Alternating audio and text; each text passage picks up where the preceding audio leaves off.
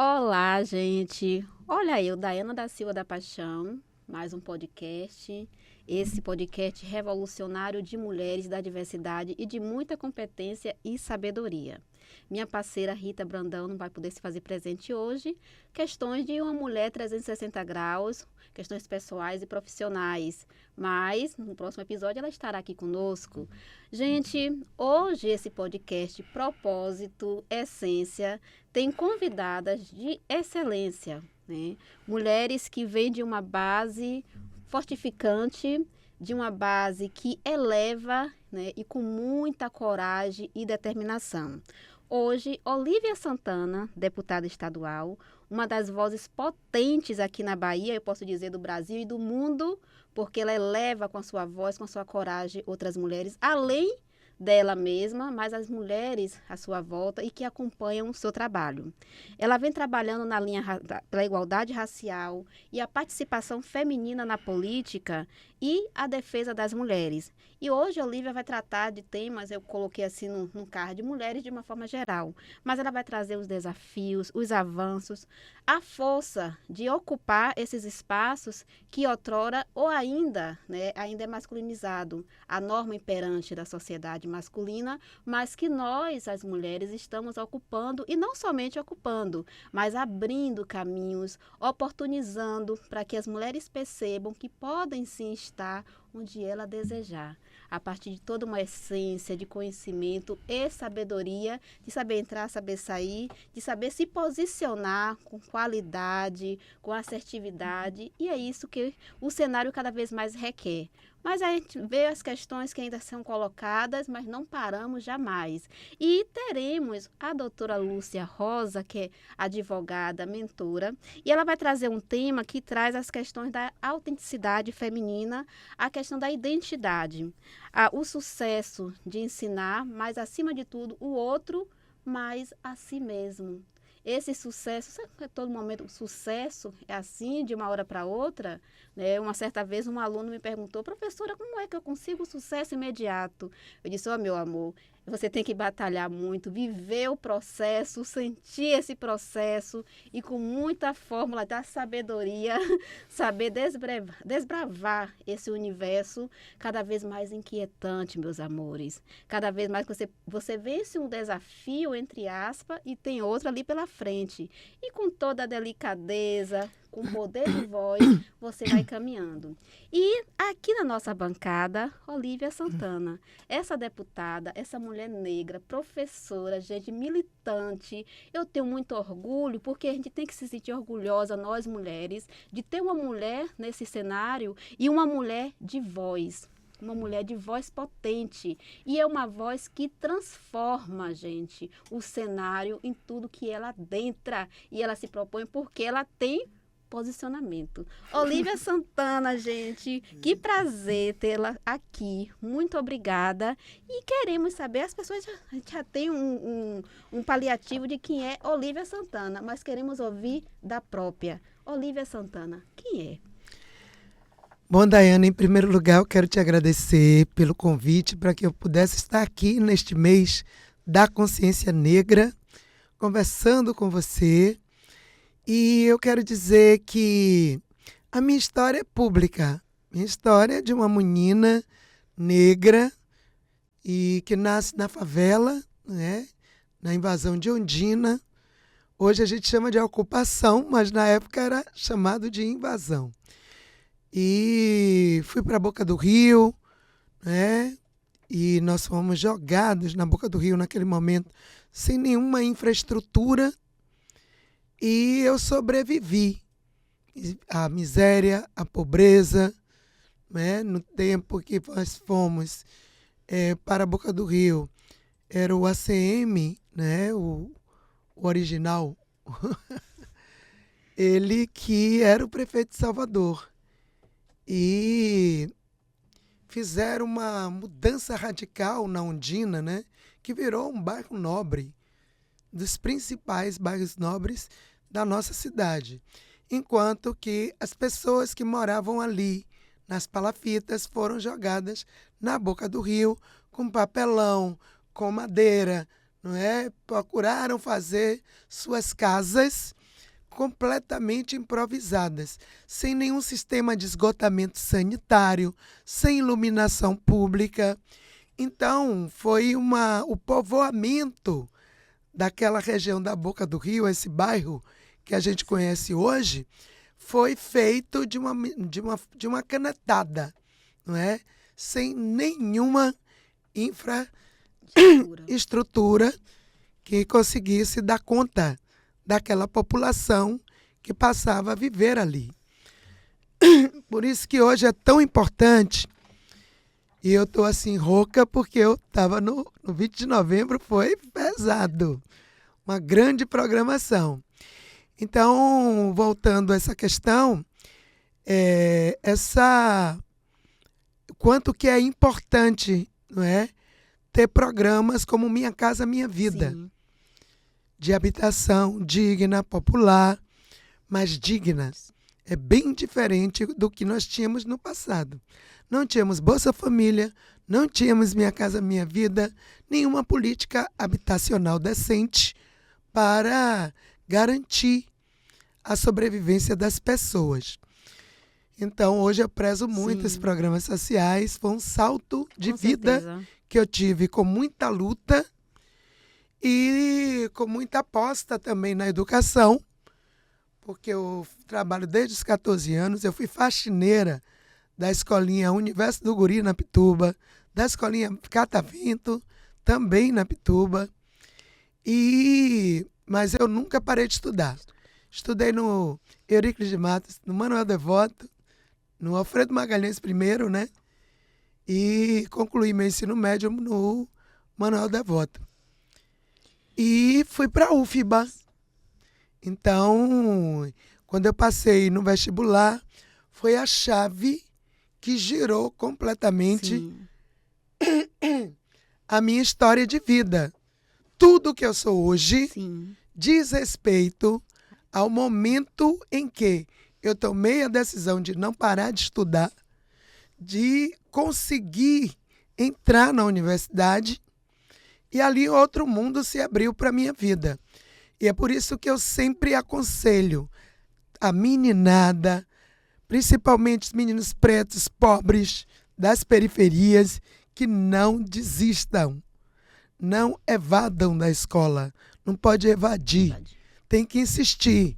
Se perder de ano, repete, insiste, mas não pode abdicar do estudo. Gente, que história, né? Isso é uma base para vocês verem a educação, o não desistir, os desafios e obstáculos, as questões das limitações sociais e essa questão separatista da sociedade, né, que está ali sempre nosso meio em si, mas devemos sempre persistir, avançar, com muita sabedoria, porque que está aqui na nossa bancada é uma mulher de sabedoria. Uma mulher que, em meio a tantos desafios que passou e passa, ela está aí demonstrando para a sociedade o quanto ela esteve errada e está errada em muitas questões relacionado à diversidade, relacionado às mulheres, relacionado a todas as questões de políticas públicas necessárias, afirmativas, que deve ter na sociedade para uma melhoria contínua de todas as questões de igualdade que queremos. E nessa questão de igualdade, a nossa deputada Olívia Santana, ela trabalha num contexto e ela tem muita propriedade de fala nas questões ainda, a deputada, dos desafios que são imperantes da mulher na questão política. Né? O que essa permanência, bem como nas questões dos partidos, que a senhora pode colocar para a gente. A gente vê que as mulheres têm vontade de ingressar na política, mas a gente sabe os desafios e as violências brutais que muitas sofrem, aí atacam o seu emocional e acabam saindo, questões culturais arraigadas ali, impregnadas, e elas acabam desistindo. Mas o que a senhora vê de avanço nessa questão da participação política feminina no nosso Brasil e especificamente aqui na nossa Bahia? Então, Daiane, essa questão política é muito importante, porque nós mulheres fomos criadas para não estarmos na política. O ambiente da política é um ambiente que foi desenhado, construído pelos homens, apartando as mulheres, tirando as mulheres da cena pública. Olha as sutilezas do machismo e da misoginia. Um homem público é visto como um homem, uma personalidade. Enquanto que uma mulher de vida pública era vista como uma mulher mundana, uma prostituta, percebe? Então, a ideia de que a mulher tinha que ser dada ao recato, ao lar, bela recatada do lar.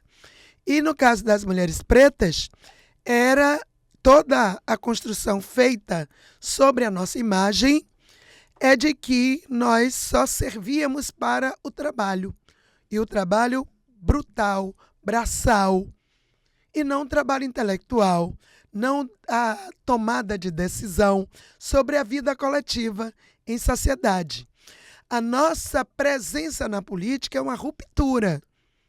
A gente meteu o pé na porta para entrar na vida institucional, com muita luta, muita conscientização do eleitorado, que eu sempre agradeço, que conseguiu evoluir para compreender que é necessário, sim, votar em mulheres negras. Sim. Mulheres negras com compromisso com essa agenda de ruptura com o sistema racista e, portanto, é um grande desafio.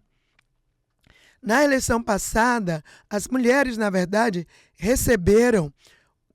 conquistaram o direito de votar em 1932. Depois veio ditaduras, ditadura do Estado Novo, a ditadura de 64. Então, direitos sonegados, não é? E hoje a gente chegou a um patamar em que há uma presença importante de mulheres na política, mas muito aquém do que nós representamos, do que o quantitativo de mulheres na sociedade. Nós somos 52% da população brasileira, mas nós somos 16% na Câmara dos Deputados, por exemplo. Na eleição de 2022, foram 91 mulheres eleitas. Entre as mulheres negras, apenas 27.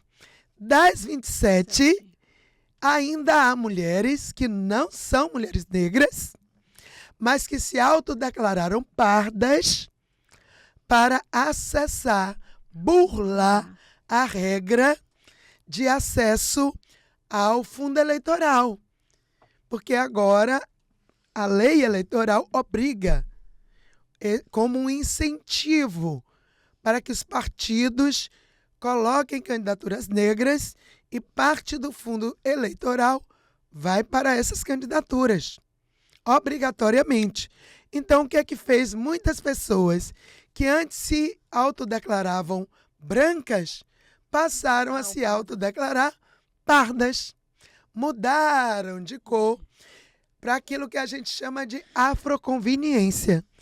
É um absurdo, uma corrupção de um direito conquistado, uma política de ação afirmativa para impulsionar, estimular candidaturas e eleições de quadros negros. Gente, é questões assim que as mulheres, né, de uma forma, buscar mais o conhecimento para saber onde é que estamos entrando e nas linhas, né, que são colocadas superficiais para tentar burlar o sistema e não passa as informações com transparência, com uma clarificação de entendimento, né, porque muitas vão e acessam esse sistema e vão nessa linha pensando que mas lá dentro não vai ter voz.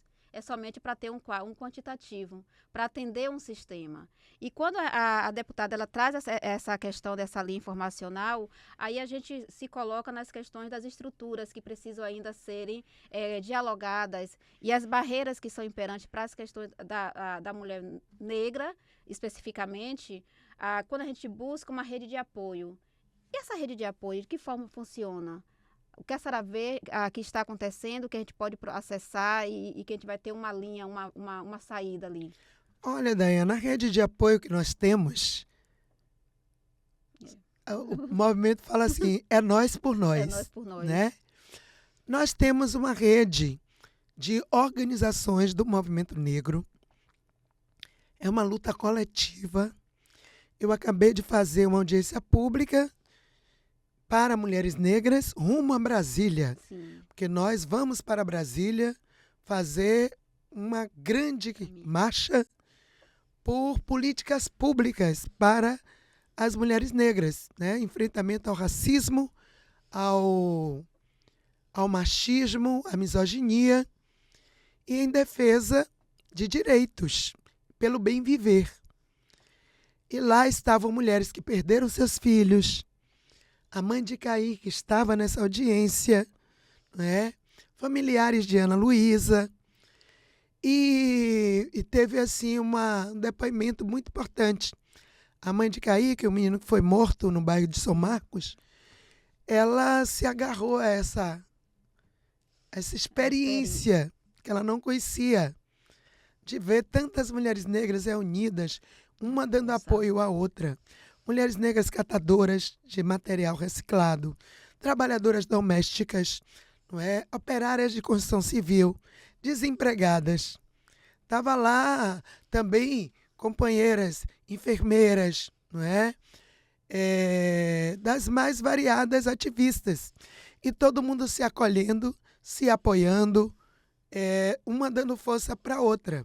Mulheres quilombolas que lutam pelo direito à terra. Então ela viu ali um ambiente onde ela podia se sustentar, onde ela encontrou uma força para reconstruir sua vida. O filho dela não volta mais, a dor é eterna, mas ela precisa encontrar razão para viver, para continuar seguindo. Então, essas redes de acolhimento, não é? O Instituto de Mulheres Negras Luísa Maim, você chega ali na Cidade Baixa, no Uruguai, você vê uma escola comunitária construída por mulheres pretas, que atende cerca de 300 crianças. A grande maioria, crianças negras.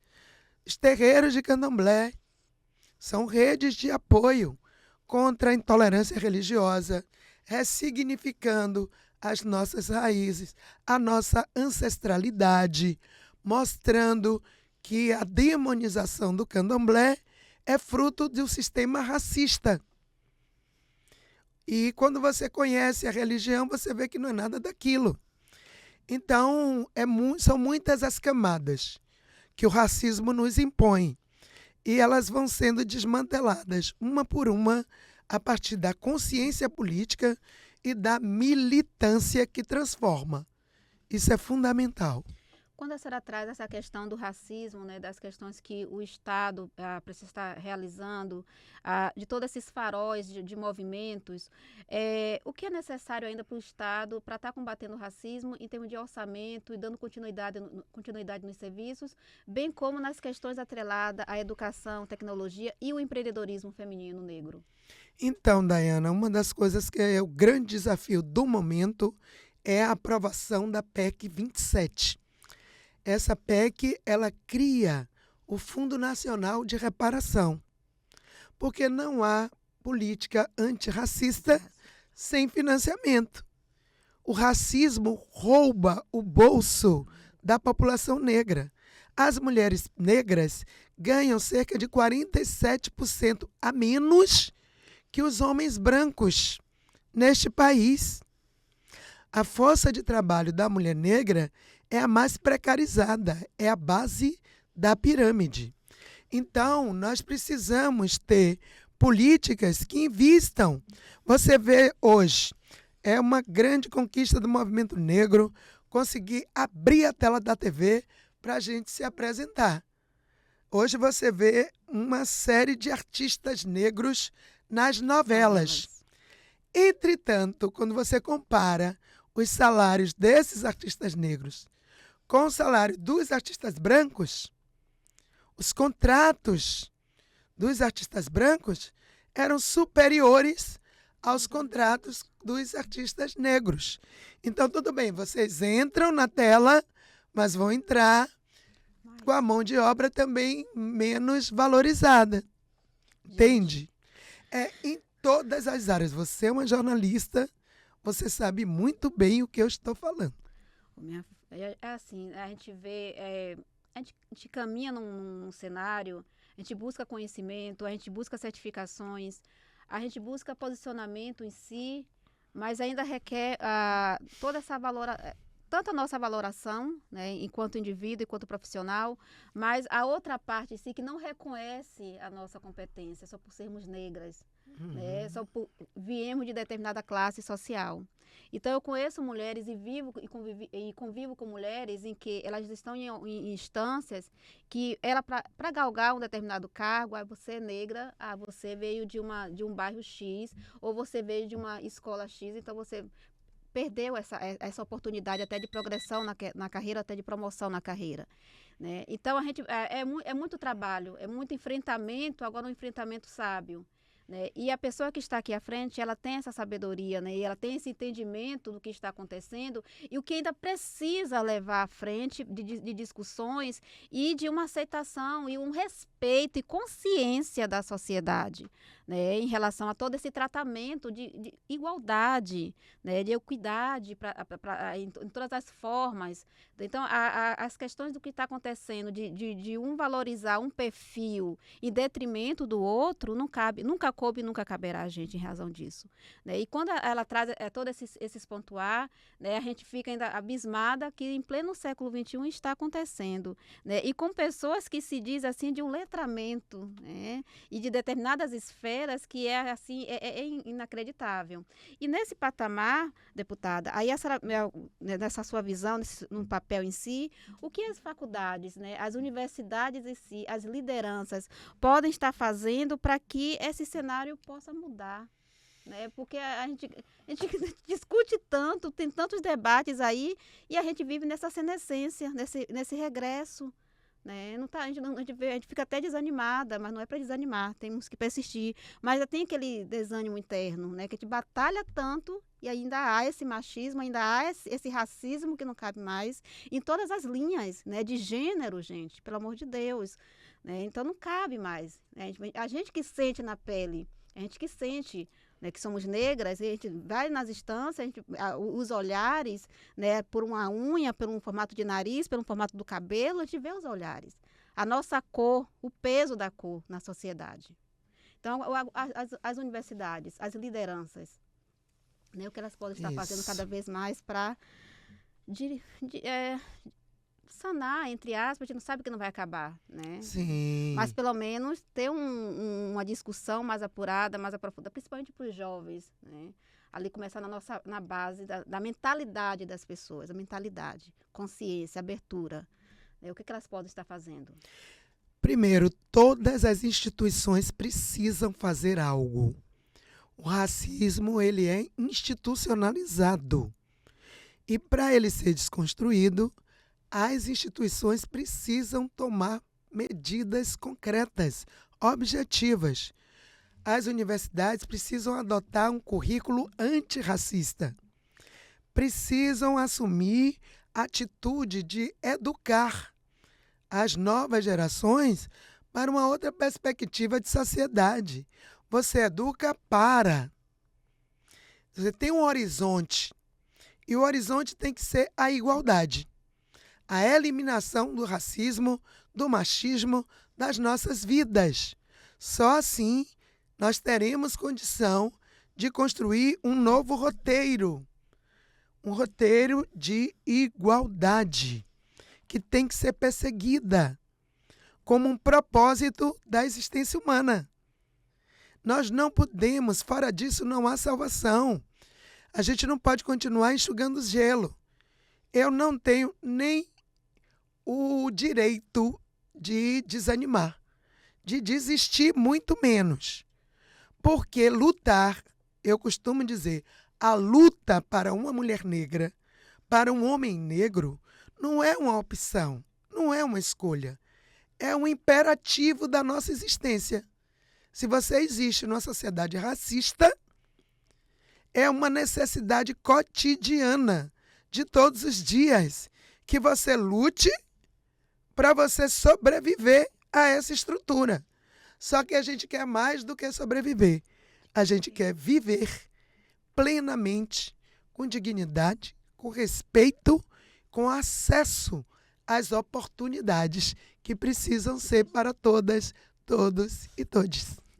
Ô, gente, que magnífico, né? Que exposição. Eu estou aqui me deliciando, né? Porque a gente que sabe, né? E quando a gente vê uma mulher dessa potência, nesse diálogo e com muito saber de propriedade, porque só quem tem propriedade é quem vivenciou. Eu participei de uma palestra, né, recentemente no Conselho de Administração, aí tinha um homem negro, né? E dentro teve uma pergunta na plateia sobre a questão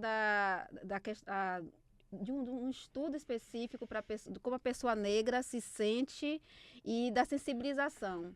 E de toda a questão da humanidade da pessoa negra dentro daquele contexto de pessoas brancas e de como ele se sentia. Aí teve na plateia, eu sou negro, então não tem como acontecer uma questão de racismo, de preconceito, e eu aceitar aquilo e abaixar a cabeça e seguir. Porque a gente que sente na pele, né? A gente ia entrar em um determinado órgão, num estabelecimento, a gente que vai sentir em si. Então, eu tenho que sim ter minha voz e não aceitar aquilo como normal e normalizar e deixar para depois, né? Então, meu momento de fala é esse, então eu tenho que expor. Então, né, quando a gente traz essas linhas aqui colocadas, né, e de tudo que passamos, principalmente as mulheres, né, e mulheres negras, a gente vê todo um chamarim na sociedade, né, de todo um elo que é colocado para a questão da mulher e da diversidade que eu trago aqui também, e das consciências humanas e de comportamentos que precisam ser elevados. E estamos aqui nos momentos finais, né, eu pudesse levar esse diálogo infinito. Então, para finalizarmos aqui, o que você pode deixar de mensagem para as meninas negras, né, que sonham aí em ver na senhora e ver nas mulheres, de uma forma geral, uma esperança, uma referência, né, das possibilidades, né, e oportunidades que a sociedade, mas sabendo que há, né, todas essas barreiras, que precisamos estar com a mente aberta. E como minha mãe disse, você não vai encontrar sorrisos abertos a todo momento, você não vai encontrar um bom dia, você pode dar um bom dia e não ser atendido esse bom dia, mas mesmo assim você tem que persistir, viu? Tem que seguir em frente e mais ainda, se tiver de chorar, chora em casa. Seguir em frente, porque a senhora pode deixar. Minha mãe sempre disse, a geração, aquela geração, vou te falar, viu? Entupa, engula o choro. Engula. Vem um calafrio. Levante a cabeça. É assim, mas o que eu tenho a dizer às meninas negras é que elas se amem, cultivem o alto amor. Mirem-se no exemplo de tantas outras mulheres que abriram caminho, não é? Que são referências. Poxa, o que seria de mim se eu não tivesse um espelho como Benedita da Silva, não é? Como essa mulher influenciou na minha vida e nas minhas escolhas políticas. A beleza, não é? A gente tem que buscar aquelas referências que verdadeiramente valorizam a gente. Não fique buscando espelho em pessoas que são brancas, que são de um outro padrão de constituição física, que nunca vai corresponder ao seu. Você tem que se inspirar em Thaís Araújo, em Sharon Menezes, não é? Nas meninas que estão arrasando. Tem uma menina incrível que está fazendo a novela das sete. Esqueci o nome dela. Aí, que horror. Ela trabalhou com uma atriz, eu digo que ela é negra retinta. Que menina linda. Ela é muito bonita. E eu fico olhando assim, porque a televisão ela tem esse impacto na nossa autoestima, né? É Clara Monet. Essa menina é maravilhosa, ela é perfeita. É de uma beleza incrível. Então cuide da sua pele negra. Deixe ela bem hidratada, bela. Cuide do seu cabelo, assuma suas tranças, seu black power. Tem uma poesia de Elisa Lucinda, eu amo Elisa Lucinda, que ela tem uma poesia também de resistência, né? E que rega a nossa autoestima de uma maneira muito bonita. E ela diz o seguinte: o cabelo do branco cresce para baixo, para a terra, né? Ele vai crescendo para o chão. O nosso cabelo cresce para cima, para o firmamento. Olha essa coroa, né? Lindo. Ela vai apontando para o céu, para o infinito. E é tudo terra, tudo céu, tudo é parte desse universo que nós habitamos. Não tem melhor ou pior. Tudo é belo. A gente só não aprendeu, a gente só não foi ensinada a amar as características que nós temos. Nosso nariz, nossa boca. Um dia uma mulher olhou para mim e falou, no avião, ó, que loucura. Ela olhou para mim, fechou a conversa e tal, e a gente rindo. Aí ela olhou e falou assim, esses dentes são seus? Eu achei tão chocante. E esses lábios são seus? Eu falei, claro! Que loucura! Ela falou, não, você não fez nenhuma cirurgia? Eu falei, não! É a vida que me deu, a natureza me deu, foi Deus que me deu, entendeu? E ela falou, pensei que você tivesse feito alguma cirurgia. E ela falou dos dentes dela, que estavam bem estragados, era branca, loura, mas ela era fumante e estragou os dentes dela, paciência. E eu fiquei depois pensando naquilo, né? Que loucura! E então a gente tem muitos motivos para se amar se a gente conhece a nossa história, se a gente conhece, cultiva e valoriza as nossas raízes. Se eu tivesse que nascer mais 1000 vezes, eu nasceria uma mulher negra. Eu não tenho nenhuma dúvida disso. Agora, isso foi um processo de transformação no tempo, na luta, no conhecimento, na sabedoria. Não é? Como você faz essa distinção entre conhecimento, erudição e a sabedoria de lidar com a vida. A gente tem que aprender a lidar e a driblar o racismo, denunciar todas as vezes que forem necessárias. E, ao mesmo tempo, se apoiar nas nossas fontes. Porque aí a gente vai, né, se encontrando com a gente mesma. Eu encontrei a Zezé Mota, uma mulher de 80 anos, lindíssima, incrível, com uma carga histórica de contribuição para o povo negro que é assim irrevogável. Ela já marcou essa história de superação. Então eu quero dizer às meninas, e eu estou vendo que tem muitas meninas, tem uma meninada linda que já está chegando com o bicão na diagonal, que já está chegando com a cabeça para cima, enfrentando o sistema racista que está dominando a passarela da moda, na própria comunidade, invernizando a sua autoestima, não é? E isso é fundamental. Então, a coisa está acontecendo. Ainda não é na rapidez em que a gente precisa, mas aí a gente empurra a roda da história para andar mais rápido. Que a consciência negra supõe-se suplantar as amarras, os entraves que nos colocam em posição de subalternidade. Uau! Gente, né? Que maravilha. Obrigada a Deus, obrigada a meus guias por poder vivenciar esse momento aqui tão único. Deputada, muito obrigada. Obrigada a você. Mulheres, conhecimento e sabedoria. Vocês tendo as duas fontes aí, esses pilares, nos tornamos inquebrável e eu posso dizer aqui inesquecível. Porque a sociedade vai tentar lhe invisibilizar a todo momento, mas você tem um poder, meu amor, de dizer não, não aceito e transformar. Vai tentar lhe calar, lhe desoportunizar. Minha mãe diz assim para mim, Dayana, crie sua visibilidade, minha filha. Crie suas oportunidades e vá caminhando e trazendo as pessoas para você.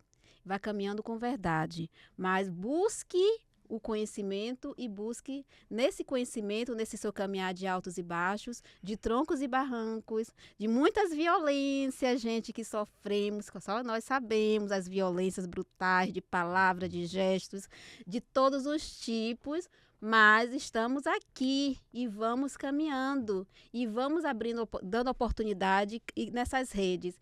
É tão bom quando a gente chega nos locais, né? E eu me sinto muito maravilhada, deputada, quando uma criança vem até mim e diz: Daiana, você é nossa referência. Você está mostrando para a gente que é possível. Né? É possível, meu amor, viu? A gente está avançando. Minha irmã, é possível, quer ser uma advogada, quer ser uma magistrada, é possível. Ela já tá sofrendo na escola pela cor dela, né? Mas ela disse, não, daí eu vou chegar lá. Eu vou ser advogada e vou mostrar para a sociedade que a magistrada vai ser uma magistrada negra e de muita força e sabedoria, de poder dar voz. E ainda ela coloca assim, magistrada da linha da família. Né? Então, eu fico maravilhada em sentir isso um pouquinho aí para a sociedade. Olívia Santana, Obrigado. muito obrigada. E vamos para mais uma convidada, que é Lúcia Rosa. Gente, um bate-papo maravilhoso com Olívia Santana, falando sobre mulheres, diversidade, política, todas essas linhas, né, de se fazer, né, perante a sociedade. E agora vamos conversar com mais uma mulher encantadora, competente, que é Lúcia Rosa. Lúcia Rosa é advogada, é uma mulher multifacetada, né, mentora, e a gente sabe que a gente não caminha somente numa carreira, né, a gente navega em várias, e vamos aí nesse aperfeiçoamento. E aqui na nossa bancada, Lúcia Rosa. Quem é Lúcia Rosa? Lúcia Rosas é uma curiosa. É uma mulher que aprendeu desde cedo que a vida sempre desperta coisas em nós e que a gente tem que buscar essas coisas, né? Então, a curiosidade sempre foi o meu forte. Então, desde sempre, eu gosto de conhecimento, gosto de me aventurar, gosto de pessoas. E Lúcia Rosas é essa pessoa. Oh, que maravilha, né? Ela traz um tema aqui, gente, que é assinatura energética. Como Sim. O que é assinatura energética e como se manifesta nas mulheres, doutora? Sim. É o seguinte, eu durante muito tempo cumpri alguns scripts, como todas nós mulheres, né? Então a gente aprende que tem que ser uma mulher bem comportada, que a gente tem que ser uma mulher bem organizada, que a gente precisa estudar, que a gente precisa casar, que a gente precisa ter filhos. E essa estrutura, esse script, vai nos tirando de nossa autenticidade, vai nos deixando com medo, com resistências, e a gente acaba fazendo o que deve ser feito. Tudo bonitinho, tudo organizado, e a gente deixa de ter a nossa própria assinatura no mundo. Então, a assinatura energética, ela é mais do que você ter, é mais do que o que você faz, é mais do que os seus títulos. É a sua expressão no mundo, é como você se coloca no mundo, vibracional, da forma energética, né? Então, a energia, nesse aspecto aqui, ela não tem somente um condão de que ser uma coisa esotérica, não. É a nossa impressão, né? É toda vez em que a gente olha para a gente vê uma série de coisas, de sucesso, coisas que a gente galgou, mas que aquele vazio. Sim. Quem sou eu? Aquela velha pergunta. É aquelas interrogações. Aquelas né, interrogações. Aí a gente pode até levar para a questão de a gente estar naquele cenário ali e se sentir, o que eu estou fazendo aqui? Perfeito, né? perfeito. A gente pode colocar nessa linha. Sim. E como a senhora percebeu nesse traçar energético o que mexe com o sucesso, principalmente da persona em si? Pronto. É porque é o seguinte, às vezes a mulher, como eu acabei de falar, a gente traça ou traçam para a gente um caminho, Sim. né, único.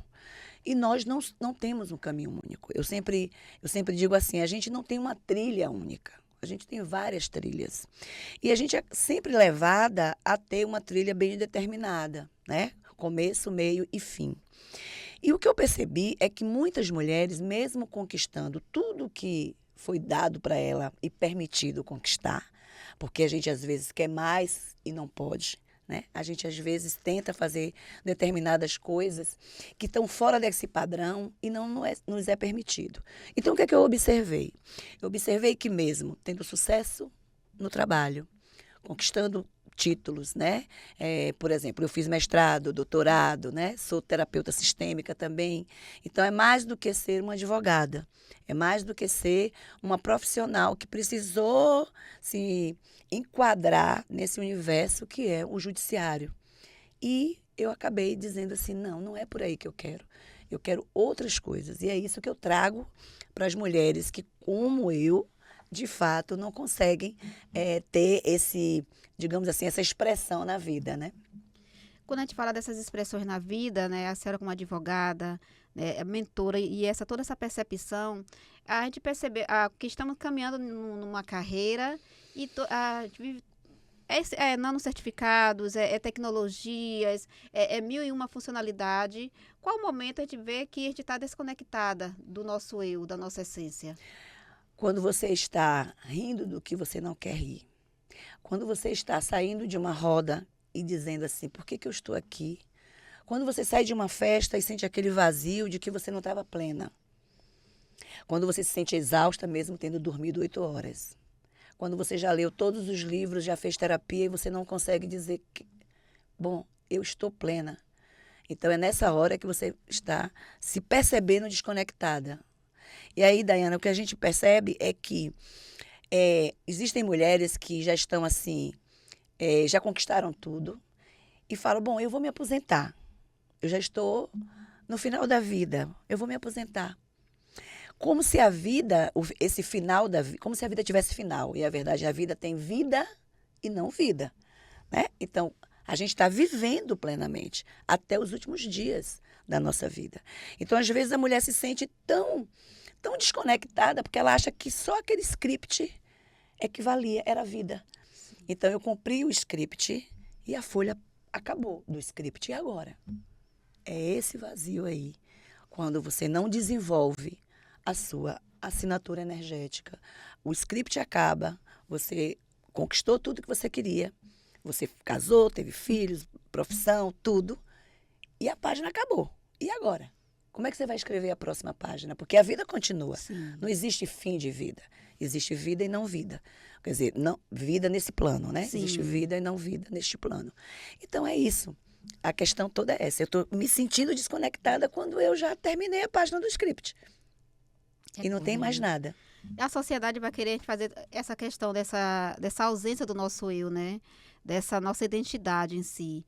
Porque a gente caminha pelo sucesso profissional, trilhando aqui, acolá, eu preciso alcançar isso, eu preciso ter isso, né, e fazer isso, e se desvinculando da sua essência, né, de quem você é. Ou eu posso dizer a você, o que você está fazendo com sua única vida. Exatamente. Né? O que você está deixando que façam da sua vida.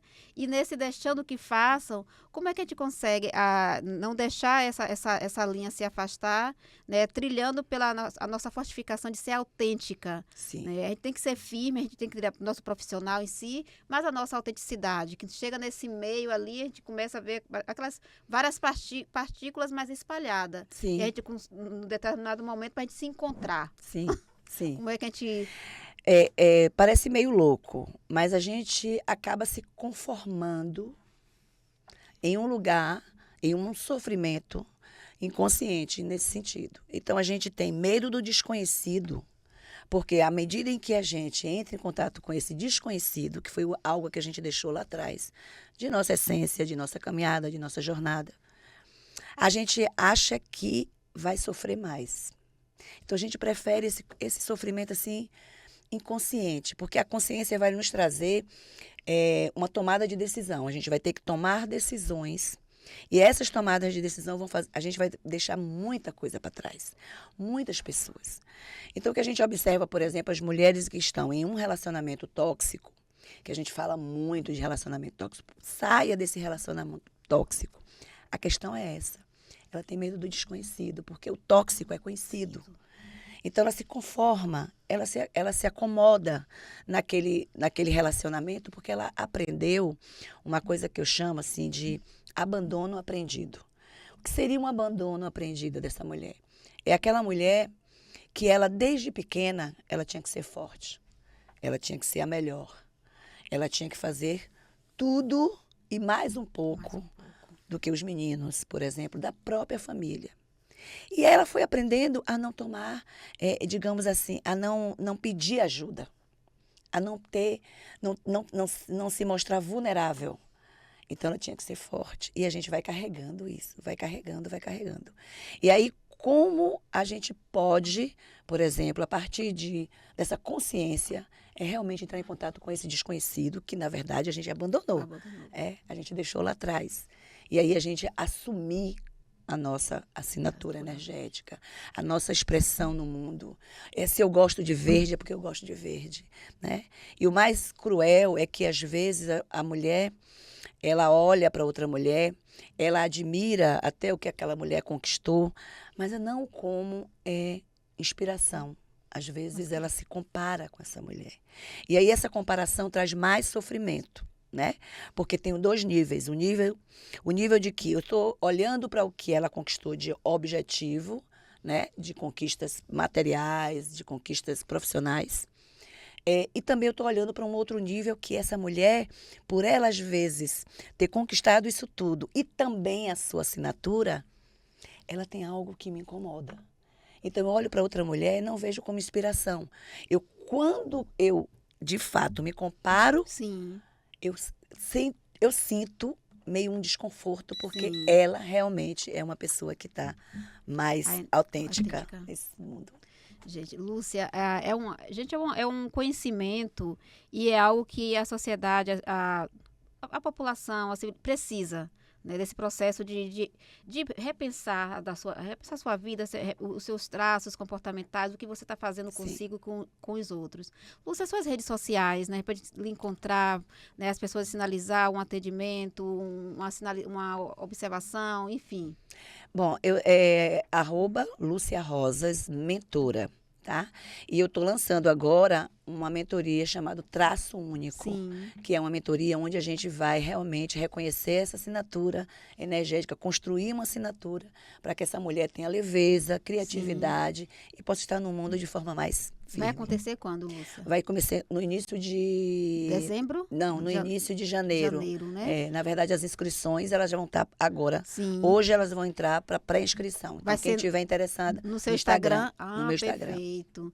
Então, em janeiro já tem, gente, aí um curso bom para vocês acessarem, né, participarem. Isso. E ter todos esses insights que acontecem nos cursos, que vocês vão entrar de uma forma e sair de outra. Completamente, assim, de uma mudança comportamental, uma mudança de pensamento, né, de diferenciar na sua vida. Lúcia, nos deixa uma recomendação, uma mensagem final.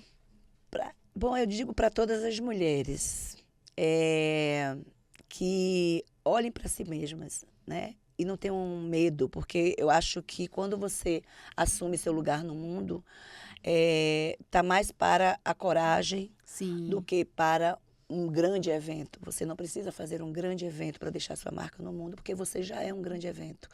Então, é só você assumir e assinar, né? Essa assinatura energética que você precisa ter no mundo para que ser lembrada, né, quando você não estiver mais aqui. Perfeito. Ô, Lúcia, muito obrigada, meu amor. Eu que agradeço. Né, Deus convosco. Eu sou muito grata a tudo, né? Porque eu venho com pessoas e para pessoas e vou aprendendo e reaprendendo todo esse processo de vida e carreira, todo esse processo de estar com gente e não com coisa. Isso. Porque a gente vive uma sociedade da coisificação, né? Do objeto, de tratar o outro até aquele momento que preciso. Quando eu não preciso mais, descarto. A gente vive em organizações, né, que a gente só vive o trabalho e esquece do eu. Isso. Esquece da essência. Esquece que você está tratando, ó, gente, com emoções, com pessoa, com carne e osso. Verdade. E eu fico aqui muito agradecida a Lúcia Rosas. Fico agradecida, né, a Olívia Santana. Fico agradecida a todas as mulheres, a sociedade que vem me acompanhando e que vem me auxiliando nesse processo de vida e carreira e que, de certa forma, direta e indiretamente, estamos impactando. O nosso Café de Propósito, né? Café com Propósito, está chegando aí o final. Mas semana que vem, dia 28, estamos aqui novamente pela vontade de Deus e dos nossos guias. E mais uma vez, obrigada, Band. Obrigada, Júnior, que fica aqui nas edições nos ajudando. Só tenho muito a agradecer. Gente, a gente trabalha com pessoas, né, que vai nos ajudando. E aqui na Band, no podcast, temos aqui Júnior. Júnior, meu abraço e minha gratidão. Obrigada. Obrigada, E é Júnior. isso aí, gente. Semana que vem, mais podcast Café com Propósito.